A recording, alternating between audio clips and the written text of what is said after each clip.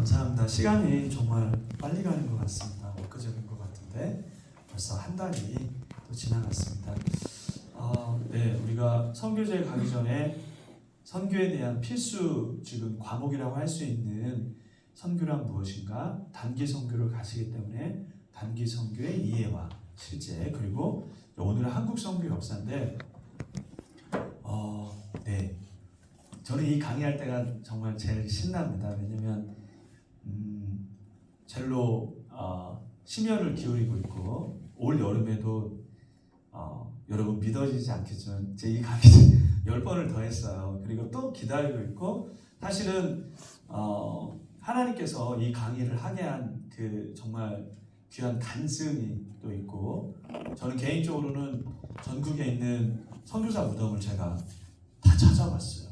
다 가봤고, 엊그제 토요일 날에도 모 교회, 군산에 있는 모 교회 성도님 50분을 모시고 공주에 또 다녀왔어요. 근데 이런 일들을 참 많이 하는데 너무나 기뻐요. 왜냐하면 목사님 아까 기도해 주셨던 것처럼 복음이 이 땅에 와서 나에게 오기까지 어떠한 정말 기가 막힌, 왜냐하면 이게 다 순교의 이야기고 그러잖아요. 그래서 하나하나를 알아갈 때 너무나 기뻤고, 지금도 여전히 간 곳을 이제 다 갔으니까 또 가는데, 명절 마지막 날은 저희 아이들 다 데리고 이제 헌화하기 위해서 국화꽃을 들고 늘 지금도 가고 있는데, 정말 선교사를 부르심에 다시 한번 주님 앞에 겸손하게 설 수 있는 그런 시간이고, 그 은혜가 넘치는, 개인적으로는 그렇습니다. 그래서 이 시간에 다음 시간까지 이제 그걸 나눌 텐데, 지난주에도 전북 시니어 선교학교를 했어요. 거기에서도 1시간 15분을 주셔서 여러분 보통 3시간 해야 되는 강의인데 3시간도 더 되죠. 왜냐하면 우리나라에 오셨던 선교사님이 2,956명이나 돼요. 사실 엄청나게. 지금 목사님 아까도 미전도 종종 말씀하셨는데 100년 전 우리나라가 기독교인 0%의 정말 미전도 종족이었거든요. 그런데 2,956명을 하나님께서 여기다 사실 선교사를 쏟아 부으신 거예요. 그런데 1,000명이 넘는 선교사님들이, 자녀들은 3살을 못 넘겼어요. 왜 못 넘겼냐면 면역력이 없었고 백신이 없었기 때문에. 특별히 코로나가 전 세계를 훑고 지나갔잖아요. 지금 어제도 이사를 했는데 김성규 사장님께서 코로나에 걸리셨다고 하더라고요. 지금 코로나 치사율이 얼마인지 아세요 혹시? 가물가물하시겠지만 코로나 치사율이 0.02%예요. 백신이 나와서. 독감 치사율은 0.05예요. 그러니까 독감의 절반도 안 되는 치사율이 코로나인데, 코로나가 한번 훑고 지나갔더니 저 예배가 멈췄잖아요. 그쵸? 예배가 멈췄습니다. 100년 전에 제가 여기서 소개할 게 장티푸스, 발젠티푸스, 혼역, 천연두, 정말 많은 그 전염병을 소개를 할 거예요. 왜냐면 그때 돌아가셨으니까. 티푸스로 끝나는, 장티푸스와 발젠티푸스로 끝나는 전염병 치사율이 50%였어요. 그러니까 선교사님들이 조선에 가면 죽을 거라, 백신이 없으니까 그걸 알면서 다시 오신 거예요. 그리고 여기서 태어난 자녀들은 3살을 못 넘겼어요. 예를 들면 전주 예수병원에 선교사 묘역이 있어요. 저도 거기를 몰랐어요. 안식년 나와서 처음 갔는데, 가게 된 동기도 이제 제가 중간에 설명을 할 거예요. 17명 중에 10명이 애기예요. 모든 무덤들이 다 그래. 애기가 3분의 2, 어른은 3분의 1이에요. 근데 3살을 못 넘겼어요. 자녀들이 죽어가는데도 안 떠난 거예요. 선교지를. 조선 땅을 안 떠난 거예요.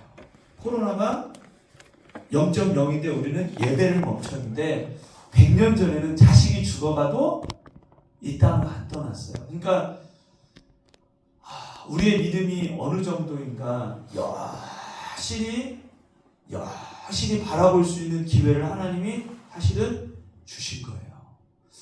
한번 오늘 한 시간 다음 주 1시간일 때 저 신납니다. 왜냐면 보통 교회 가면 딱 90분 주시거든요. 길게 주시면 강의가 보통 1시간 반이잖아요. 2시간 주셨기 때문에 네. 감사합니다. 네. 말씀 한 구절을 먼저 한번 같이 읽어보겠습니다. 시작. 헬라인이나 야만이나 지혜 있는 자나 어리석은 자에게 다 내가 빚진 자라. 사도 바울이 다 내가 빚졌대요. 다 내가 빚졌대요. 그가 사도가 되기까지, 그죠? 예수님을 믿는 추종하는 자들 핍박했던 그런 바리새인이었던 그가 사도가 됐습니다.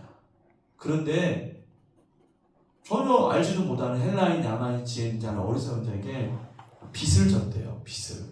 여러분들도 얼마나 큰 빚을 여러분이 태어나자마자 예수님 믿으셨나요? 알지도 못하는 선생님, 알지도 못하는 권사님, 수많은 사람들의 눈물의 기도와 또 성경 공부와 또 전도를 통해서 성경책을 주고 그런 일들을 통해 우리가 하나님의 자녀가 되는 특권을 누리게 됐는데 빚진 자죠. 그런데 자, 복음이 이 땅에 와서 나에게 오기까지 아까 말씀드렸듯이 2,956명이나 되는 어마어마하게 많은 선교사님들이 이 땅에 오셨고 돌아가셨는데 그들의 땀과 눈물의 헌신과 순교 가운데 우리가 얼마나 큰 빚을 졌는가를 우리는 알아야 됩니다. 첫 강 때 선교는 무엇인가? 네, 빚진 자라는 걸 잠깐 소개하고 넘어갔었어요. 그래서 빚 있으면 어떻게 해야 되나요? 그랬더니 갚아야 됩니다 했잖아요. 네, 우리가 얼마나 큰 빚을 졌는지 그리고 빚진 자의 의식으로 남은 여생 살아가는 게 굉장히 중요한 거죠.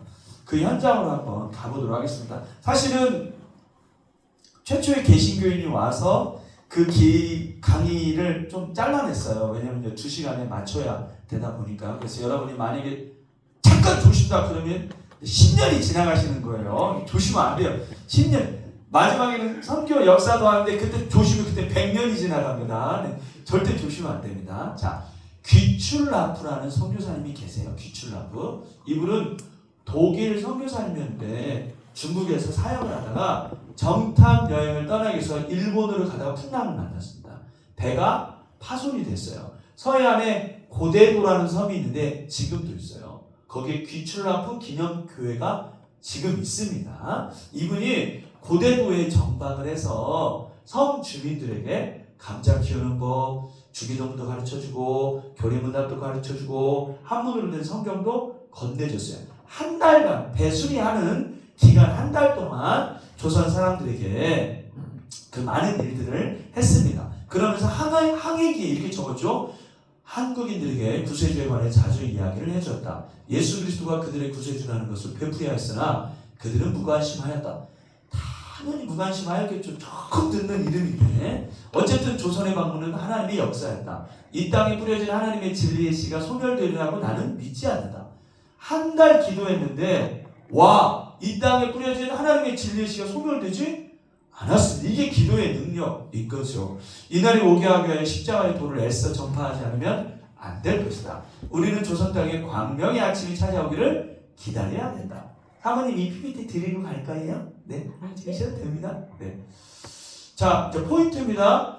우리나라에 왔던 최초의 1호 선교사님. 그분은 귀출라프라는 선교사님입니다. 기억해 주세요. 귀출라프라는 선교사님이 한 달간 머물면서 복음을 전했는데 그가 기도했던 대로 복음을 전했던 대로 진리의 씨가 소멸되지 않았습니다.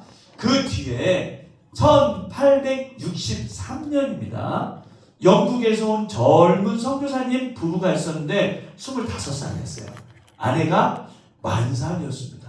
날씨가 추웠습니다. 그래서 그 아내를 상해에다 주고 이 남편 선교사님이 한커우라는 곳에 정탐 여행을 떠났어요. 보통 선교사들 선교지 가면 그 일대를 정탐을 해요. 어떻게 생겼는지 뭐 누가 있는지 미전증이 있는지 당연히 하는 거잖아요. 한커우라는 곳에 정탐 여행을 마치고 돌아왔는데 그 아내 되는 분이 아이를 유산 감염으로 돌아가신 거예요. 싸늘한 시체로 있었습니다. 충격을 받았습니다. 남편 선교사님이. 알고 봤더니 미국의 어떤 여자 선교사님이 순교를 당했는데 그 소식을 듣고 쇼크를 받아가지고 아이를 유산 감염으로 돌아가신 거예요. 그분의 이름은 캐롤라인이라는 선교사님이었습니다. 이 남편 선교사님이 너무나 큰 슬픔에 빠져서 시리에 빠져서 선교사를 내려놨어요. 그리고 중국 상해 세관에 취업을 했습니다. 돈 버는 일을 한 거죠. 그러던 어느 날 조선에서 상인 2명이 와서 하는 대화를 들어요. 여보게, 지금 조선에 예수쟁이 12,000명이 부참이 목이 잘려 죽었다는데 자네 그 소식 들으니까?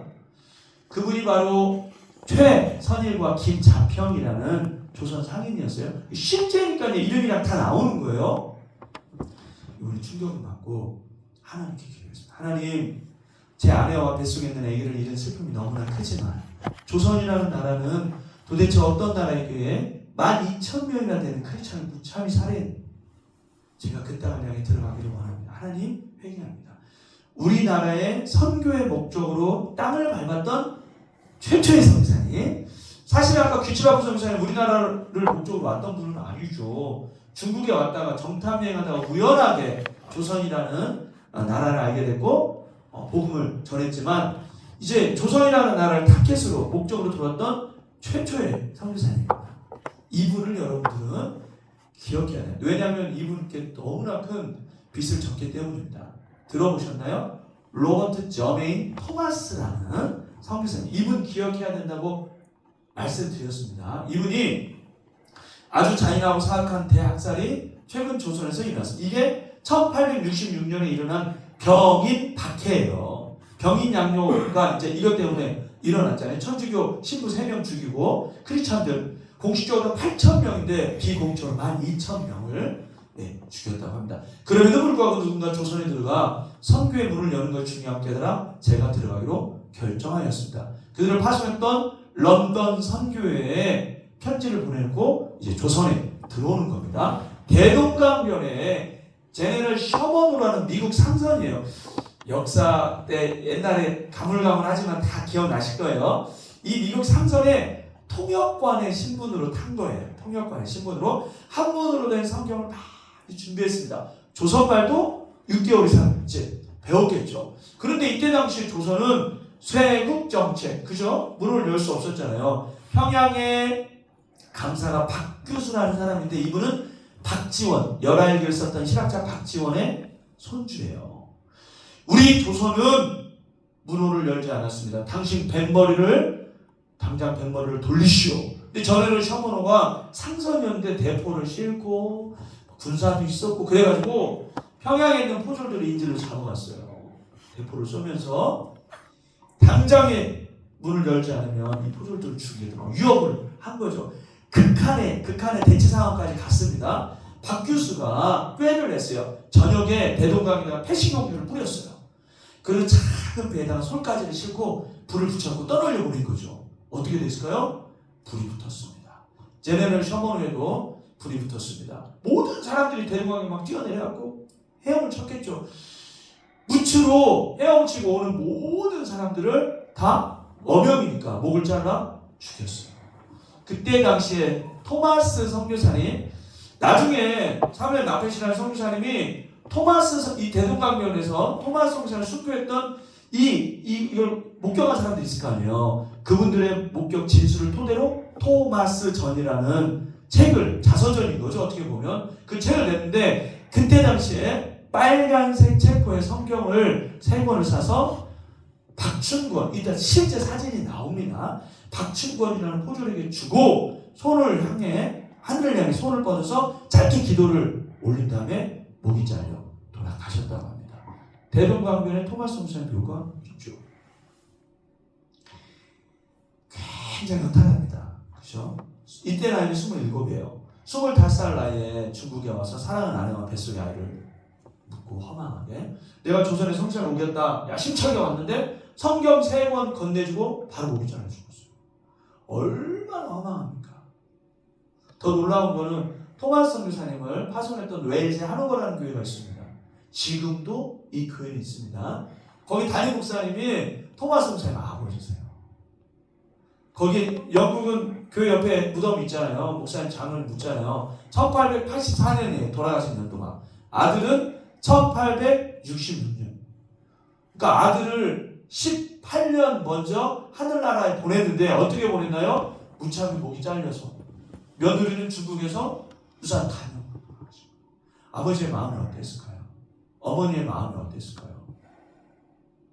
부모의 가장 큰 슬픔이 자식을 먼저 하늘나라에 보내는 거라고 하잖아요. 가슴에 묻는다고 하지 않습니까? 근데 놀라운 거는 토마스 선생의 어머니께서 조선을 향한 기도문을 써서 돌아가실 때까지 18년 동안 큰절히 조선을 향해 기도했대요. 여러분 우리가 왜 알지도 못하는 나라를 위해서 기도해야 되나? 케아프베르데, 셰이셰, 적도긴 이런 나라 들어보셨어요? 안 들어보셨죠? 근데 그런 나라를 위해서 우리가 왜 기도해야 되냐면 그때 당시에 조선이라는 나라는 알려지지 않은 미지의 국가였어요. 근데 영국이 알지도 못하는 그것도 자기의 자식을 무참히 살했던 그 나라의 눈물로 기도한 거예요. 하나님께서 이 기도를 들으신 거예요. 웨일스의 하노버 교회가 제가 한 10명 정도 여러분 아시겠죠? 영국 교회는 다 이미 무너졌어요.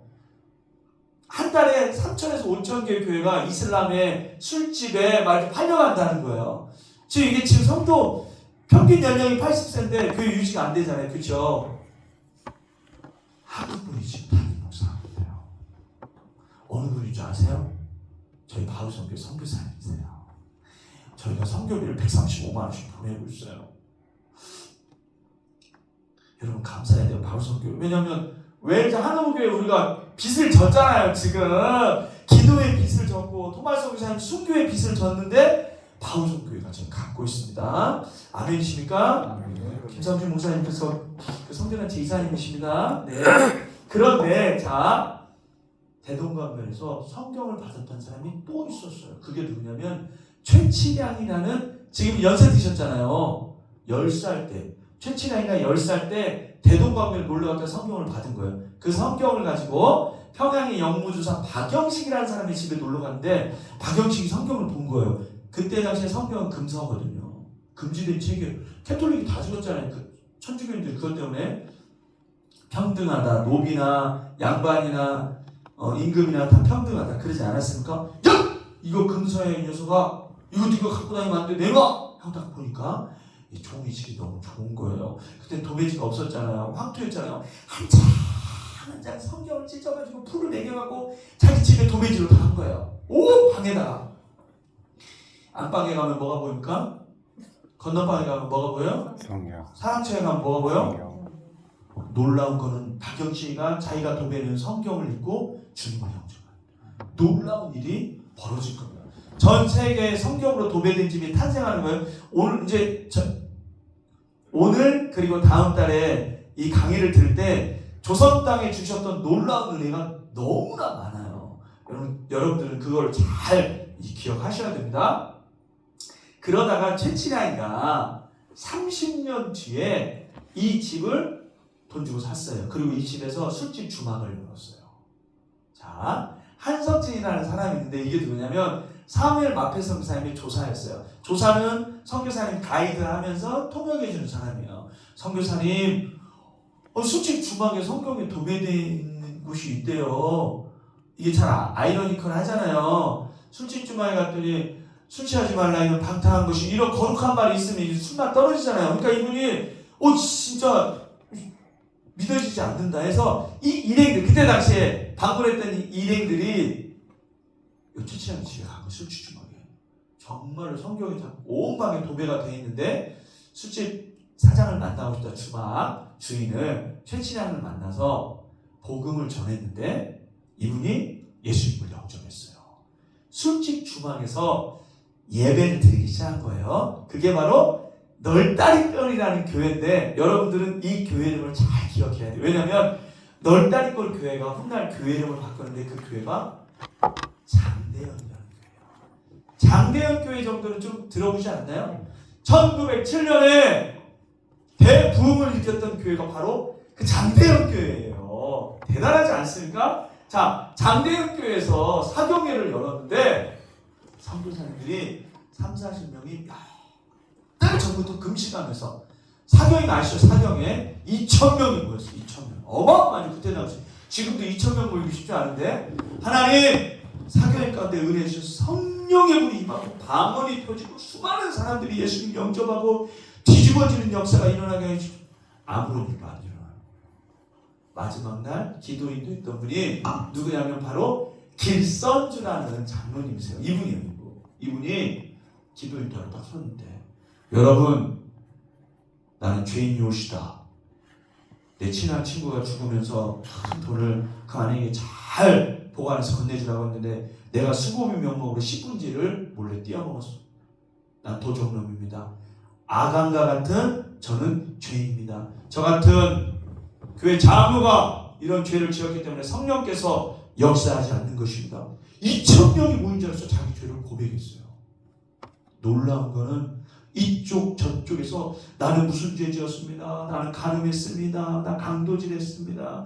나 우리 성도 막 욕하고 정죄했습니다. 200명이 넘는 사람들이 다음날 새벽 5시 새벽 예배 때까지 계속 죄 고백을 하는 거예요. 이게 불이 붙었습니다. 평양 전역에 불이 붙었습니다. 어떤 일이 일어났나요? 1905년에 천주교 6만 4천 명, 개신교는 3만 7천 명. 1907년에 대부흥을 통해서 천주교는 6만 3천, 1,000명 줄었어. 왜 줄었을까요? 박해 때문에. 그때 당시 천주교 박해 그 역사를 보면은 천주교를 사대문 밖에다 끌어다 놓고 무릎을 꿇리고 밧줄을 감았대요. 한쪽은 소에다 묶고 한쪽에다 말에다 묶고 양쪽에서 이야 당겨보는 거예요. 어떻게 됐을까요?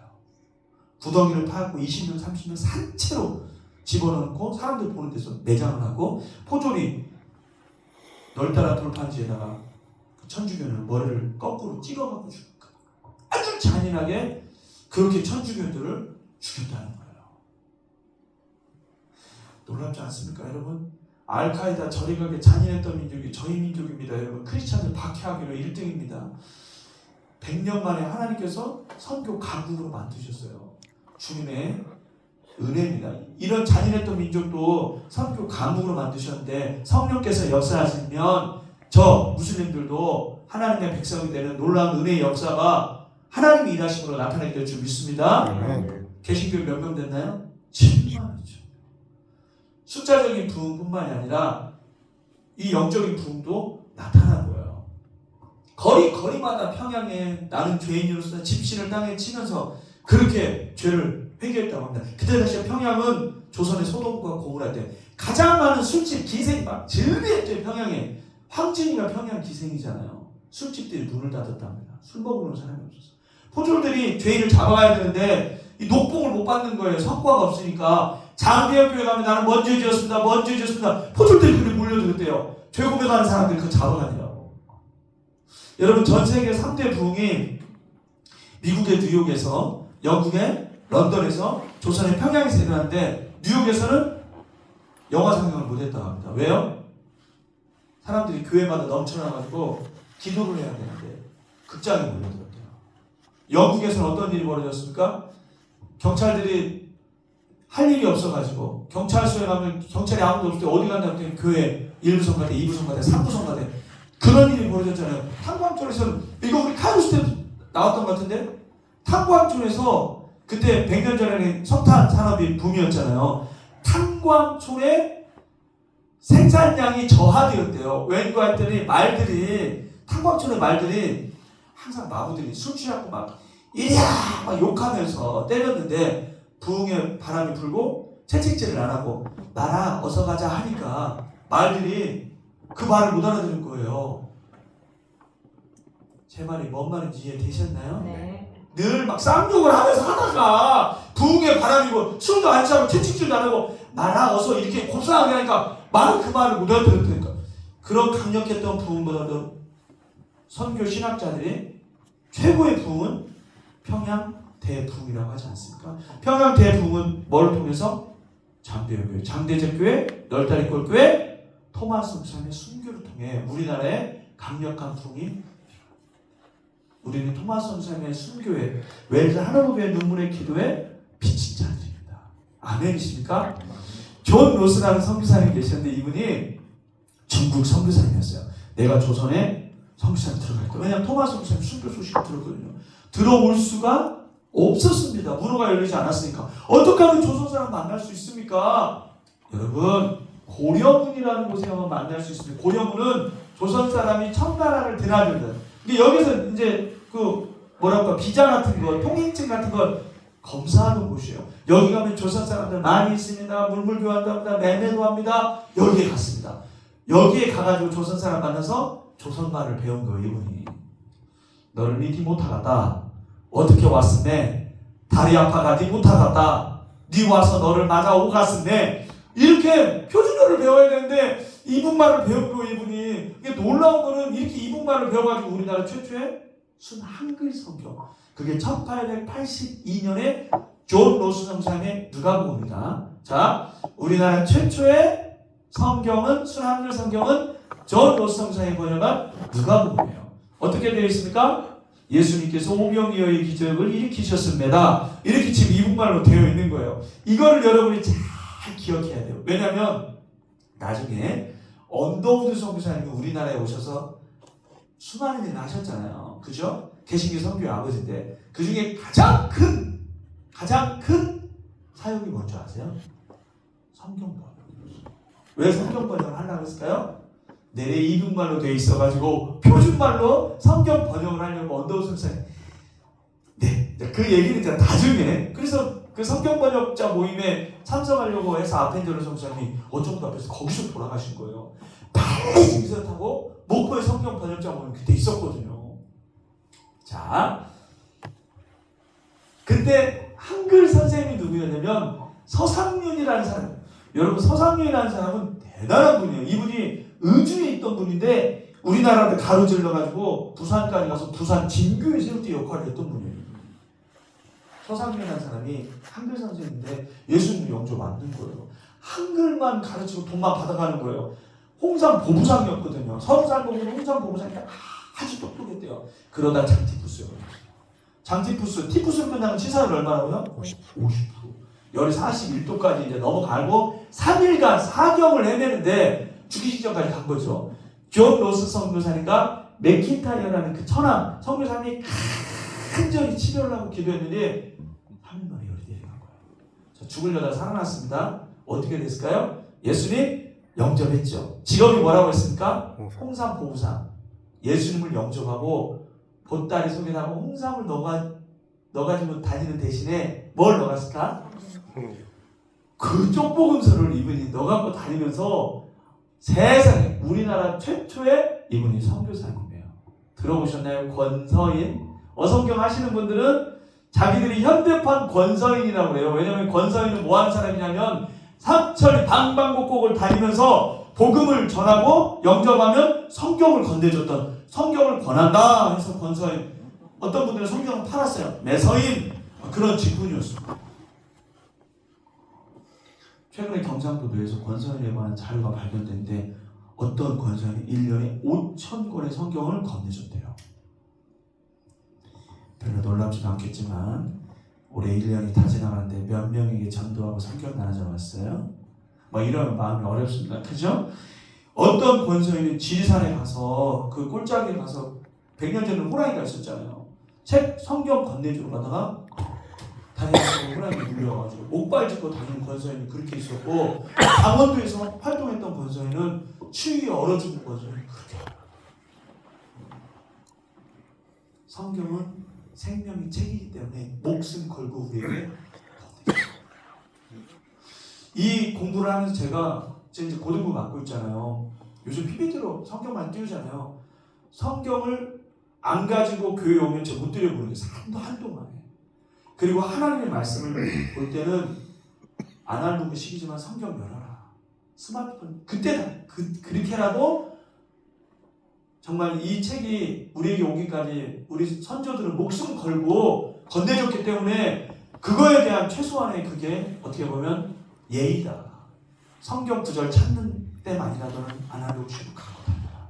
악세사리처럼 집에 두지 마라.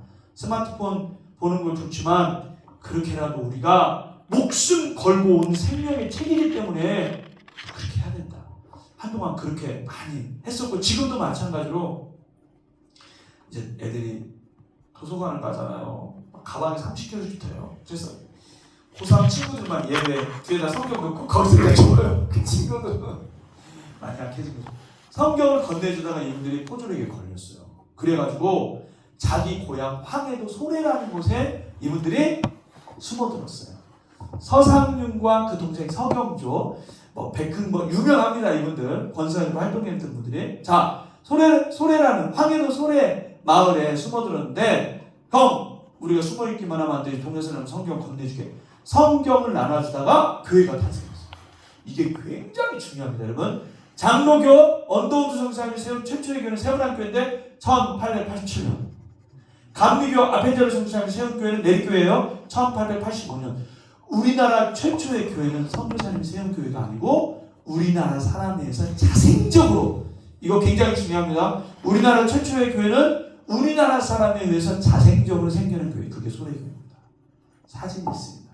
그리고 1895년에 교회가 재건축이 됐어요. 굉장히 중요합니다. 재건축이 됐어요. 왜냐하면 재건축이 될 때 어떤 사진 보면 여기 언더우드 선생님이 서 있어요. 재건축할 헌금 가져왔거든요. 그거 안 받았어요. 우리나라 사람에 의해서 우리가 자력으로 재건축하고 싶습니다. 선교사님. 그 이제 나중에는 이 불이 타가지고 충신대학교 안에 복원을 해 놨잖아요. 이 교회 담임 목사님이 없습니다. 그죠? 맥켄지라는 캐나다의 30살 먹은 목사님이, 언더우드 선교사님이 여기까지 모시고 간 거예요. 왜냐면 성도들만 있잖아요, 지금. 그렇죠? 그래가지고 여기 모시고 갔는데 1893년에 입국했습니다. 들어온 지 2년 만에 돌아가셨어요. 왜 돌아가셨을까요? 그분의 일기장이 있습니다. 잠을 잘 수도 없고 밖으로 나갈 수도 없다. 너무 약해졌기 때문이다. 오늘 오후에는 전신이 추워지는 것을 느꼈다. 옷과 더운 물주머니가 있어야겠다. 땀을 내야겠다. 조금은 나은 듯 하기도 하다. 죽음이 아니기를 바란다. 내가 한국인들과 같은 방식으로 살았기 때문에 이렇게 되었다고 말하게 될 많은 사람들을 위해서다. 한국인들과 같은 방식으로 살았기 때문에. 이분은 검정고시에 우리 한국 사람들과 똑같이 입고 먹고 자고 한 거예요. 언더우드 성사님이 성탄절 때 소포가 왔대. 치즈도 있고 잼도 있고 서양 음식이 있었겠죠. 이걸 가지고 여기 간 거예요. 왜냐면 총각 목사 혼자 있으니 얼마나 고향 음식 그립겠어요. 갖고 갔는데 그걸 거절한 거예요. 나는 조선 사람과 똑같이 생활하고 입고 먹고 자고, 상황화 난 거죠. 상황화. 이게 걱정한 거예요. 저러다 병나지. 그죠? 당기성교 가면 우리도 몰래 고추장 이렇게 갖고 가잖아요. 라면도 갖고 가고 초코파이 갖고 가서 몰래 먹잖아요. 화성교회는 안 그러지만 얼마나 재밌냐면 그때 당시 조선시대 고추 매웠잖아요. 세상에 고추장이 잼인 줄 알고 그 매운 고추를 고추장에다 찍어갖고 그걸 먹다가 화장실에 가갖고 주여 내 영혼을 받으시옵소서 이렇게 했다는, 또 믿지 못할, 그 예서이다. 내가 조심하지 아니했기 때문일 것이다. 낮에는 뜨거운 햇볕 아래서 전도하고 밤이면 공기가 추워질 때까지 앉아 있었기 때문이다. 이분이 더운 여름날 전도에 미쳐가지고 동네 사람들에게 복음 전하다가 열사병에 걸려서 정신이 혼미해져서 돌아가셨어요. 몸이 심히 고통스러워 글을 쓰기가 너무 힘쓰다 돌아가셨어요. 이분의 여자친구가 캐나다에 간호사인데 이분 만나기 위해서 오다가 태평양 한가운데서 이분의 순교 소식을 들었어요. 그분의 묘에 찾아갔습니다. 1893년에 맥킨지 목사 캐나다부터 여기 내려갈 때 동포는 외국인을 살해하라. 우리나라 동포가 외국인을 살해하라고 하는 게 있어서 그게 뭐냐면 동학 농민의 날이에요. 우리 기독교는 서학이잖아요. 동학. 그래가지고 심지어는 일본 사람들 승려들까지도 다 낫으로 목을 쳐 죽였던 동학 농민의 날이에요. 이게 교회는 몇몇 안 되는 때나 폭염에 열심히 전도하더니 여기까지 갔는데 눈동자가 파란 목사님이 있는 거예요. 어떻게 되는 거예요? 끌어내! 딱 해가지고 낫으로 교회 마당에서 탁 목을 쳐 죽이려고 하는데 동네 사람들이 몰려들어가지고, 우리 맥킨지 목사님은 우리 조선 사람보다도 더 조선을 사랑한 분입니다. 눈물로 호소를 했더니 동학 농민들이 감동을 받아가지고 교회 헌금을 했어요. 1895년 재건축 기억나시나요? 기와집? 그게 동학 농민들이 냈던 헌금으로 재건축됩니다. 세계 기독교 역사에 이런 일이 없습니다. 열심히 전도하는 열병에 정신없이 기가 새하여 모든 사람이 예습하며 다 주를 믿는지라. 폭염에 전도했어요. 이때 당시에 소래교회 복음율이 80%였대요. 80%. 어마어마하지 않습니까? 주의 말씀에 미랄 하나가 땅에 떨어져 죽으면 열매가 많다는 욕도다. 솔레교회는 조선의 처음 열매요. 목사의 몸은 여기서 자도다. 이 여자친구가 조선을 떠나지 않고 사역하고 같이 묻혀있는데 놀라운 거는 여러분 솔레 이 교회 성도들이 편지를 썼어요. 이거 언더운 선생님이 이걸 통역을 해서 보냈습니다. 어디로? 캐나다로. 바람과 바다가 잔잔해서 이 편지가 캐나다에 닿으면 외국인의 눈을 뜨게 하여 이 나라의 절실한 요청이 무엇인지를 보게. 이 나라의 절실한 요청이 뭘까요? 맥케이지 선교사님의 순교를 헛되게 할 수 없습니다. 더 많은 선교사를 보내주십시오. 그랬더니 놀라운 거예요. 캐나다 장로의 동부지역 연합노회에서 결의를 냈어요. 선교사 보내자. 그리어스이라는 의사 선교사, 푸트, 맥레 10명이 넘는 선교사를 계속해서 보내는데요. 나중에 이분들이 만주 연해준지나 시베리아까지 1,400km가 넘는 거리를 다니면서 복음을 전했다는 거예요. 1882년에 드디어 조선이 미국에 문호를 열었어요. 그게 한미 수호 조약이죠. 미국이 너무나 고마운 거예요. 문을 열어주니까. 조선 사람들 경미단을 꾸려서 견학할 전체 미국이죠. 단기선교 팀이죠. 꾸려서 미국에 오면 우리가 미국을 구경시켜 주겠습니다. 그때 경미단의 단장이 민영이에요. 민영이는 누구냐면 명성황후, 민비라고 했잖아요. 일본 사람들이 민비의 친족한 거예요. 이게 명성황후의 친족하니까 왕족인 거죠, 그죠? 이 사람을 단장으로 이 옷차림 요대로 미국의 샌프란시스코에서 워싱턴 가는 기차를 탄 거예요. 기차에는 수많은 사람들이 얼마나 웃었겠어요. 머리에 이상한 거 쓰고 독보자라 입고 수염도 났는데 말은 못 알아듣겠고. 그런데 놀라운 거는 멀리서 지켜보고 있던 한 분의 목사님이 있었으니 이분이 미국 감리교의 총회장 가우처 목사님이었어요. 가우처 목사님의 자서전을 보면 이때 조선 사람들 경미단 사람들을 만난 거는 하나님의 섭리였고 은혜였다. 왜냐하면 샌프란시스코에서 워싱턴 가는데 일주일간을 계속 반나절 기차가 다니잖아요. 일주일 내내 꼼짝없이 조선 얘기를 계속해서 해준 거예요. 조선은 어떤 나라고. 나중에는 일본의 이 가우처 감리교 이 총회장님이 일본에 있어서 감리교 동아태 담당 맥클레에게 정보를 보냈어요. 당신 빨리 조선에 가가지고 정말 들었던 얘기가 실제가 교회에 있는지 뭐 선교사에 있는지 그걸 조사를 한 거예요. 한 명도 없었거든요.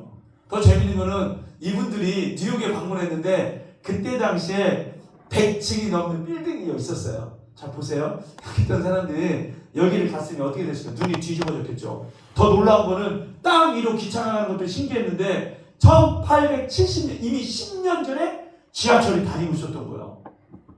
민영이가 미국의 선교사가 조선에 오면 우리도 이렇게 발전할 수 있겠다라는 욕심으로 가우처 이 총회장님께 약속을 해요. 만약에 당신들이 조선에 선교사를 보내주면 내가 왕의 친족입니다.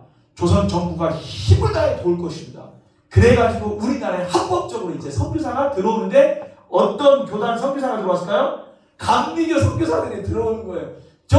여기 알렌이라는 감리교 선교사님이 중국에 있다가 조선에 왔습니다. 그때가 1884년이에요. 이때 조선에는 엄청나게 큰 사건이 일어났는데 그게 갑신정변. 갑신정변 3.1천날 끝났던 김옥근 박영 아시죠? 갑신정변 때 아까 그 민영이가 일본 자객에서 7군데 큰 상처를 받고 동맥 3군데가 끊어져요. 어떻게 됐어요? 과다 출혈로 죽어가기 직전까지 갑니다. 명성황후가 자기 친조카잖아요.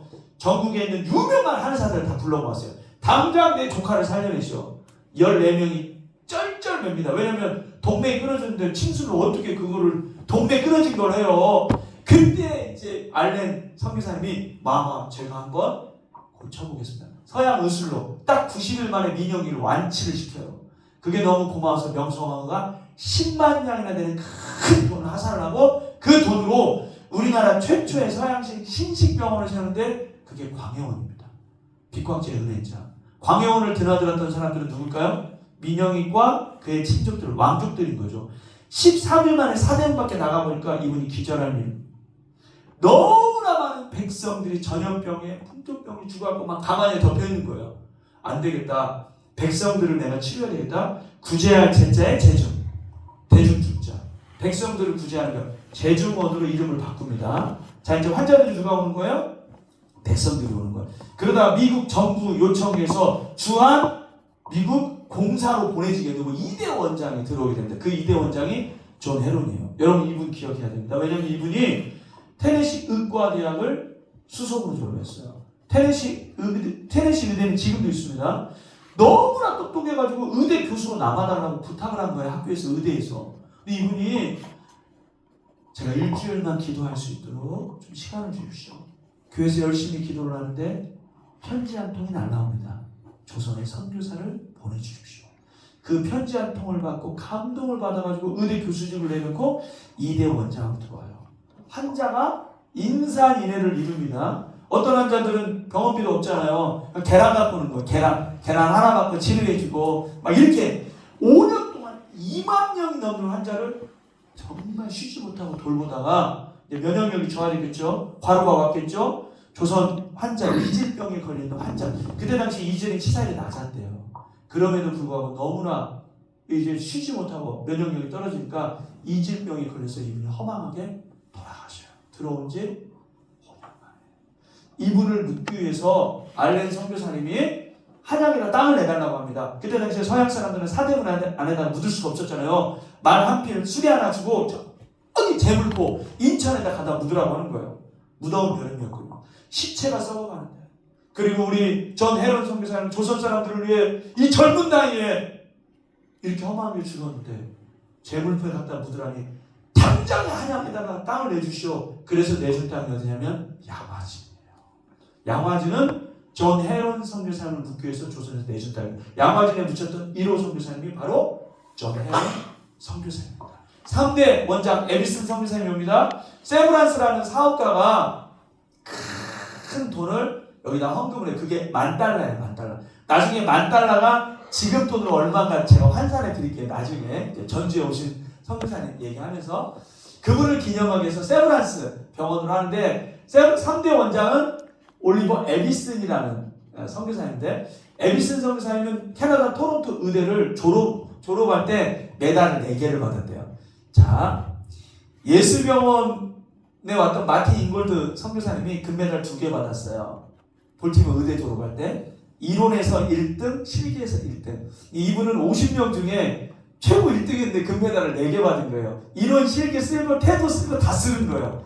그런데 그 모든 거를 내려놓고 세브란스에 왔어요. 근데 놀라운 거는 여러분, 무어라는 동료 선교사님이 있었어요. 이분은 백정 노비의 아버지예요. 굉장히 유명한 분입니다. 그런데 자기 학생 중에 박봉춘이라는 학생이 있었는데 이분이 박성춘이라는 그 백정의 아들이었어요. 그 주일학교 안 오는 거야. 주일학교 안 오면 어떻게 해야 돼요?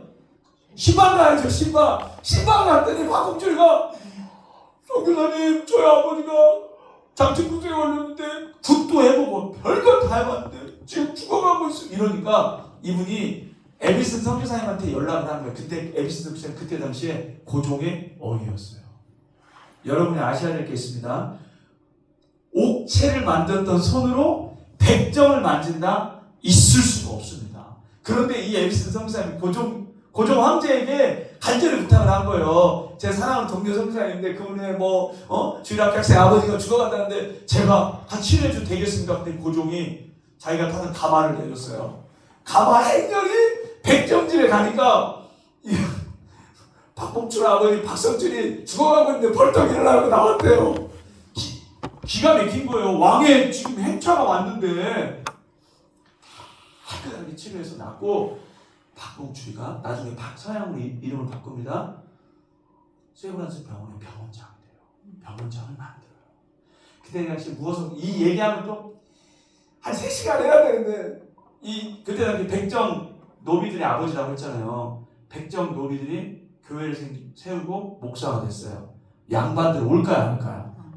안 오지요. 안 와요. 근데 얼마나 헌신을 했던지 양반들 한두 명씩 오더니 양반과 노비가 교회에서 같이 예배를 드리는 거예요. 이거 굉장히 중요합니다. 금산교회도 지금 나중에 이제 얘기할 건데 이게 왜 중요하냐면 놀라운 거예요. 전 세계에 지금 미전도 종족을 5,000개도 잡고 하는데 2,300개가 인도에만 몰려 있어요. 인도에 왜 이렇게 미전도 종족이 많고 보고마가 안 되는지 아세요? 카스트 제도, 양반 제도 때문에 그래요. 브라만이라는 양반들하고 달리시나 불가촉 천민집단. 니네들은 깡통 차고 다녀 임마. 침도 거기다 뱉어. 빗자루 하나 달고 다녀. 니네같이 내가 그래 쓸고 다녀. 그 정도로 참여를 하는 거예요. 내가 어떻게 저 더러운 노비들 발림들하고 같이 예배를 드리냐. 그게 허용이 안 돼. 근데 우리나라는 허용이 돼. 그러니까 우리나라에는 선교의 피, DNA, 그 놀라운 하나님의 은혜가 있는 것 같아요. 그러지 않고서야 이런, 자, 계속 한번 들어보도록 하겠습니다.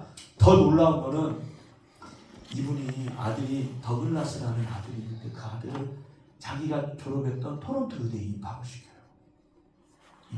그리고 조선 세브란스 병원을 불러요.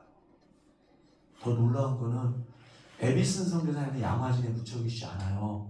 근데 이 부부가 양화진에 묻혀 있어요. 이사벨과 더글라스가 조선을 너무나 사랑했기 때문에.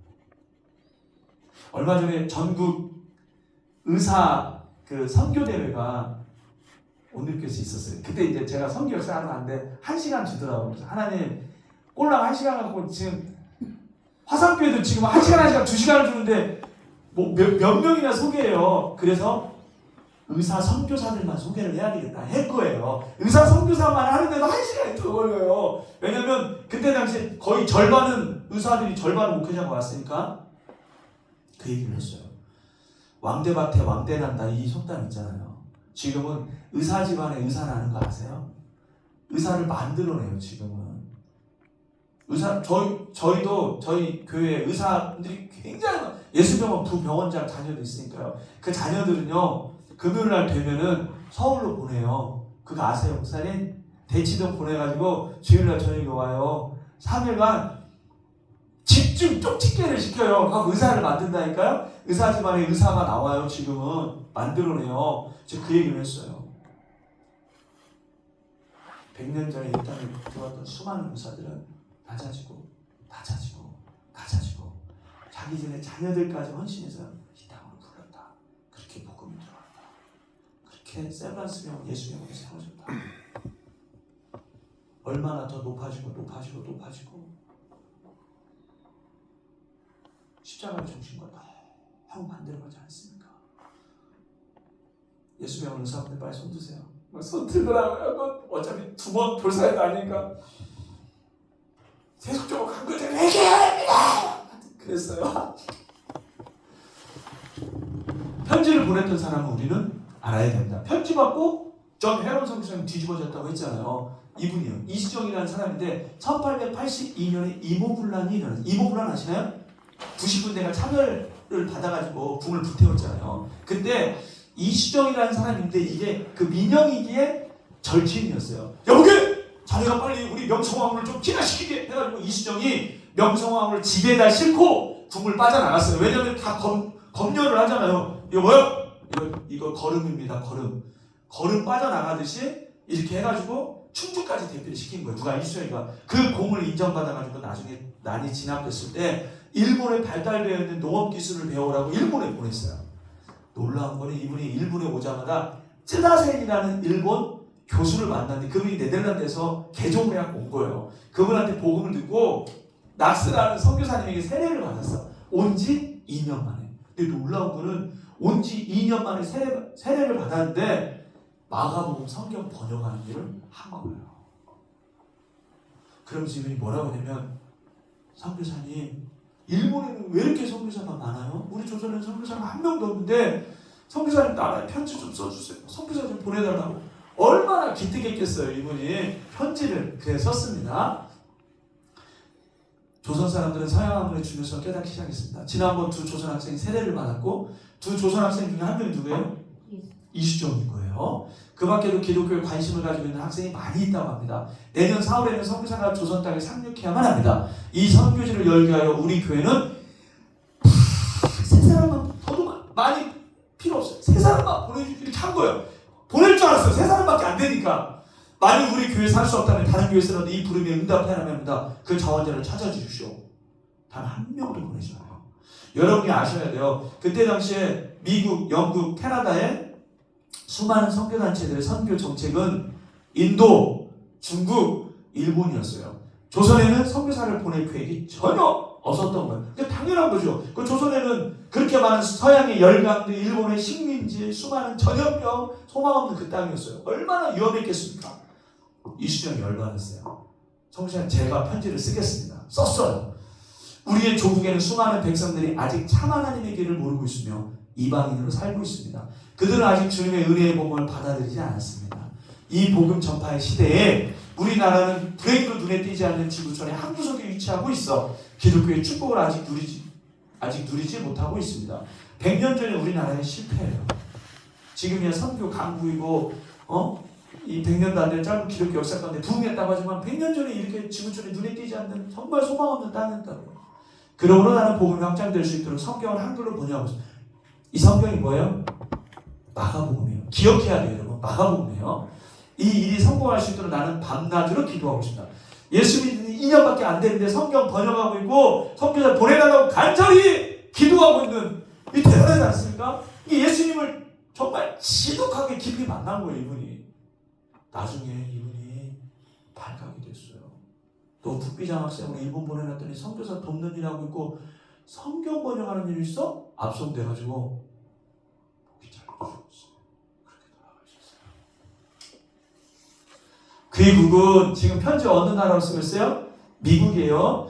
미국은 기독교 국가로 우리에게 알려져 있습니다. 그러나 만일 여러분이 우리에게 복음을 전하지 않는다면 나는 다른 민족들이 선교사를 보낼 것이라고 우려하는 바입니다. 미국 선교사 안 보내? 그래? 괜찮아. 하나님은 다른 민족을 통해서도 기어이 선교사 보낼 거야. 선교 많이 한다고 지금 선교 안 해도 돼. 그 교회 선교 안 해도 돼. 하나님은 다른 교회를 통해서 선교하게 하실 거야. 주일학교 선생 안 해도 돼. 하나님은 다른 사람을 위해서 선교하게 하실 거야. 선교하는 것이 주일학교 교회 봉사하는 것이 그게 복 받는 거고 상단의 축복 하나의 축복 이미 다 얘기했잖아요. 이런 얘기를 쓴 거예요. 2년밖에 안 된 사람이. 근데 놀라운 거는 원래 원문에 있잖아요. 당신들은 지옥에 떨어질 것이오도 뭐 이렇게 쓴 거예요. 얼마나 살벌해요. 그리고 만약 그렇게 되면 그러한 가르침들이 주의 뜻과는 일치하지 않을 거라고 나는 또 걱정된다. 야, 선교는 뭐 내가 부탁하는 거야? 주님의 명령 아니야? 대기임령 아니야? 네 나중에 주님 앞에 설 때 얼마나 혼날라 그래? 이 얘기를 쓴 거예요. 그러니까 미국이 이 더 미셔널 리뷰 오브 월드 잡지라는 이 잡지가 미국 전역에 갔는데 미국이 뒤집어졌어요. 교회 신학교에 막 가서 다 뒤집어놓은 거야. 존 에런 선교사님 뒤집어졌잖아요. 뉴저지 신학교에 가고 뒤집어져갖고 우리나라에 왔던 분이 바로 이분이에요. 여러분이 너무 잘 아는 언더울 선교사. 언더울 선교사가 원래 인도 가려고 했어요. 북장로에서 인도 가려고 헌금까지 마련했는데 뒤집어져가지고 나 조선 가겠다 그랬더니 북장로에서 네 돈을 가라. 안 보내니까 우리 계획이 없다. 그런 거예요. 벤저너 선교사님이 이때 같이 들어왔어요. 세문안교회가 연세대학교를 세웠습니다. 배제학당과 정동감리교회를 세웠습니다. 여러분, 아펜젤러 선교사님과 언더울 선교사님이 처음으로 상륙했던 곳에 내리교회 앞에 보면 이 동상이 있어요. 여기 보면 이분이 언더우드고 이 아펜젤러 선교사님 부부예요. 언더우드 선교사님 총각으로 왔는데 원래는 약혼했어요. 같이 오려고. 그거 알고 계셨어요? 여자친구가 물어봤어요. 거기 조선에 같이 가자고요? 거기 뭘 먹고 사나요? 언더우드 선생님이 전 모르겠는데요. 몰라요? 당신 뭘 믿고 쫓아가요? 그래 거기 병원에 있어요. 병원 모르겠는데요. 몰라요? 당신이 아는 게 뭐예요? 이렇게 한 거예요. 근데 언더우드 선생님이 뭐라고 했냐면 이 실제입니다. 1000만 명 이상의 사람들이 복음을 듣지 못한 채 죽어져가고 있다는 것을 알고 있습니다. 파혼당했어요. 그리고 혼자 왔어요. 놀라운 거는 이렇게 3명이 들어왔는데 릴리아스라는 예쁜 여자 의사가 제주머니에서 혼자 있었던 거예요. 이분을 만났고 결혼을 했어요. 결혼하고 5년 만에 이분이 릴리아스 선교사님이 상투의 나라라는 책을 발간하고 5년 만에 조선에서 이곳저곳 돌아다니면서 썼겠죠. 그죠?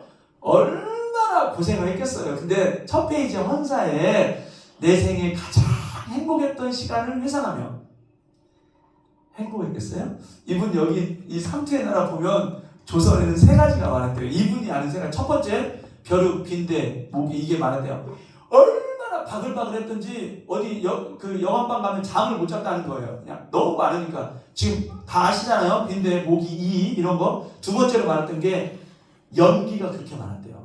뗄감이 없어가지고 생손까지를 떼는데 이제 저녁 때가 되면 잠을 못 잤다는 거야. 동네 전체가 연기에 휩싸여가지고. 얼마나 고생을 많이 했어요. 세 번째로는 조선말을 배웠는데 어디를 갔더니 그렇게 욕을 많이 하고 말귀를 못 알았대요. 이 육실알마 뭐 이런 거 하고 욕이 많고 빈대가 많고 연기가 많았다. 이게 고생 지글지글다 했잖아요. 근데 뭐라고 썼어요? 내 생에 가장 행복했던 시간을 누구? 내 남편에게 이 책을 드립니다. 만약에 그 파혼 안 되겠으면 어쩔 뻔했어요. 조선 나가고 나는 못 살아, 나는 미국 가요. 하나님의 섭리 안에서는 파혼도. 제가 저 청년들하고 이 설교할 때는요, 수련 안 한다고 그 여수 밤바다 가자고 했던 문딩이 같은 놈 그럼 헤어져도 괜찮아. 어? 빨리 헤어져 버려. 지금은 더 좋은 사람을 예비할 거야. 같이 들어왔던 선교사님이 메리 스크랜턴이에요. 여러분, 메리 스크랜턴 여사가 과부였어요.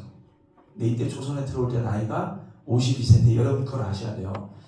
130년 전에 52세는 지금으로 말하면 연세가 얼마나 될까? 우리 30년 전만 해도 회갑잔치 했어요. 30년 전만 해도 130년 전에 52세면 그때 당시 조선 사람들 54세를 못 넘겼대요. 이분이 52세, 지금으로 말하면 80세가 넘는 거예요. 80세 넘어서 선교지 나간 거야. 그래서 전부 시니어 선교에서 했더니 정말 할아버지들만 계시더라고요. 제가 그랬어요. 80세 넘은 손 들어봐 그랬더니 딱 한 분 드시더라고. 나머지는 60대 이제 은퇴하신 분들이에요. 시니어가 그 전에 은퇴하고 연금으로 내가 실버 선교 하겠다거든요. 이 얘기를 해드렸어요. 근데 놀라운 거는 이분이 남편하고 중앙아프리카 선교사 가려고 헌신했는데 남편이 먼저 돌아가신 거예요.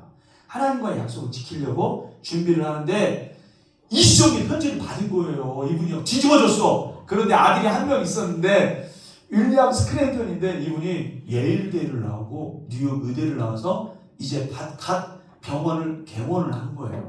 근데 엄마가 지금 뭐라고 하냐면 아들 조선에 선교사로 가고 싶고 이렇게 한 거예요. 그러니까 엄마 나 예일대 나오고 나 뉴욕 의대 나오고 인제 개원했는데 조선이라는 나라가 어디인지 알지도 못하는데 엄마 혼자 가세요 이렇게 한 거예요. 그 엄마가 하나님께 서운했잖아요. 난 네가 나랑 같이 조선 갈 때까지 엄마는 금식기도 할 거야. 일주일 되니까 이제 엄마 그때 당시 이제 50대 지금 80대 했잖아요. 수척해 되니까 엄마 제가 잘못했어요. 엄마랑 같이 들어갈게요 해서 들어와서 메리 스크랜턴 여사가 이화여자대학교를 세운 분이에요. 그리고 이분이 정동 시병원을 세워요. 이화 정동 이거 다 고종황제가 내린 이름이에요. 이화여자대학교 뿐만이 아니라 진명, 여학교, 달성, 메이학교, 여관도 세웠어요. 여관은 뭐냐면 여성병원이에요. 우리나라 최초의 여성병원을 세운 분이 이분이. 자, 이분이 의사라고 했잖아요. 의사. 너무나 많은 전염병이 죽어가는 환자들을 보니까 이분이 자기를 파송했던 교회에 편지를 쓴 거예요. 헌금 좀 보내달라고.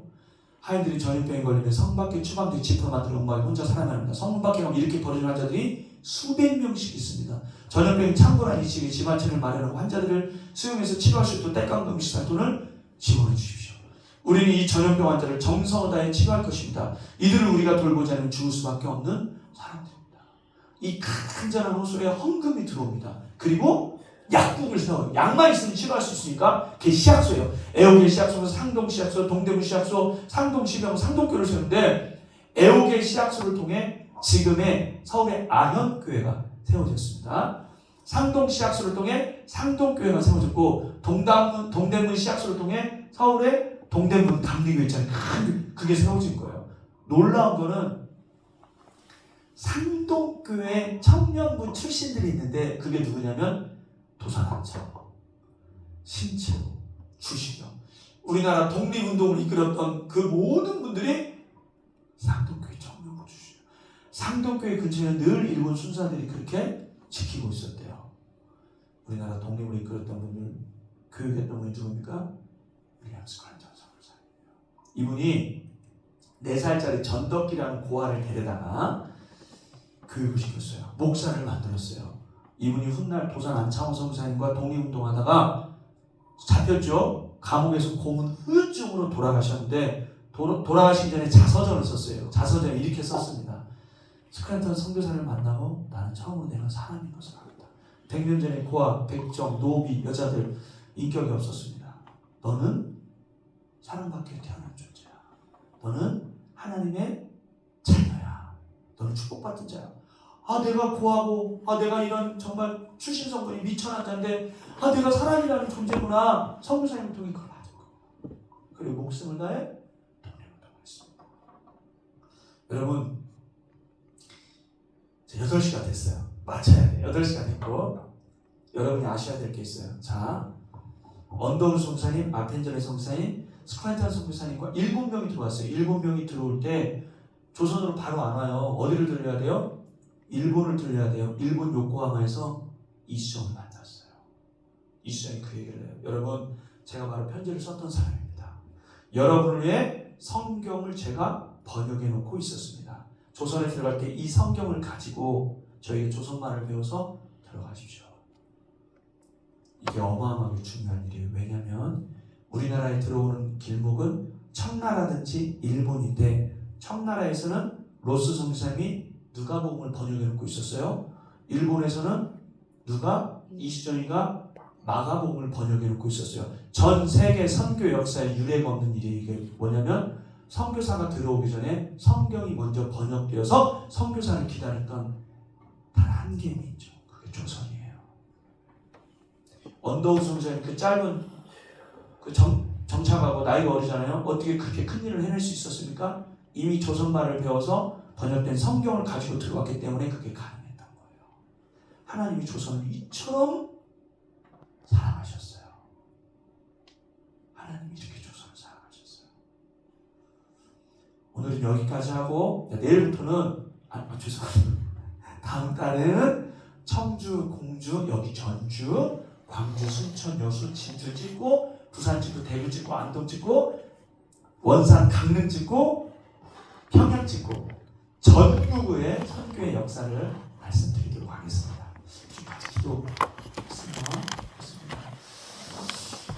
100년도 안 되는 짧은 이 기독교 역사 가운데 전 세계 선교사를 2번째로 많이 보낸 강국이 될 수 있었던 거, 기독교 부흥의 30% 이상이 넘는 놀라운 복음의 축복을 받을 수 있었던 것은 오직 하나님의 은혜였고 수천 명의 선교사들이 이 땅에 들어와서 전염병과 싸우며 그들의 자녀들을 이 땅에 묻고 그들의 아내를 이 땅에 묻고 그들도 죽으면서도 이 땅에 묻히고 고국으로 돌아가서도 나를 조선에 보내달라 했던 땀과 눈물의 헌신, 복음의 열정이 있었기 때문에 그게 가능했습니다.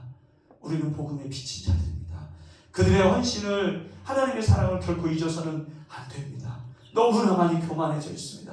초심으로 돌아가야 됩니다. 겸손해져야 됩니다. 복음이 나에게 오기까지 어떤 일이 있었는지 주님, 우리가 두렵고 떨림으로 이 한국 선교 역사를 깨달아기를 원합니다. 주님, 우리가 정말 겸손하고 하나님 우리에게 주셨던 이 선교의 사명 감당하게 하여 주옵소서. 주님 한번 우리 같이 기도하겠습니다. 주여, 하나님 아버지 감사합니다. 헬라이나 야만이나 지혜 있는 자나 어리석은 자에게 다 내가 미친 자라고 고백했던 사도 바울의 고백처럼 하나님 복음이 이 조선 땅에 와서 나에게 오기까지 얼마나 많은 선교사님들이 이 땅에 오셔서 전염병 가운데, 아버지는 기독교 박해 가운데 죽어갔는지 모릅니다. 아버지는 하나님이 조선을 이처럼 사랑하사 이 땅을 향한 하나님의 그 한없는 사랑과 이 땅에 죽어갔던 숨겼던 수많은 선교사님들의 땀과 눈물의 헌신을 우리의 마음에 생기기를 원합니다. 우리가 복음의 미친 자의 의식으로 살아갈 수 있도록 성령님 우리를 새롭게 알려주시고, 아버지 선교 역사를 통하여 아버지 복음의 미친 자의 의식으로 남은 여생을 살아가기를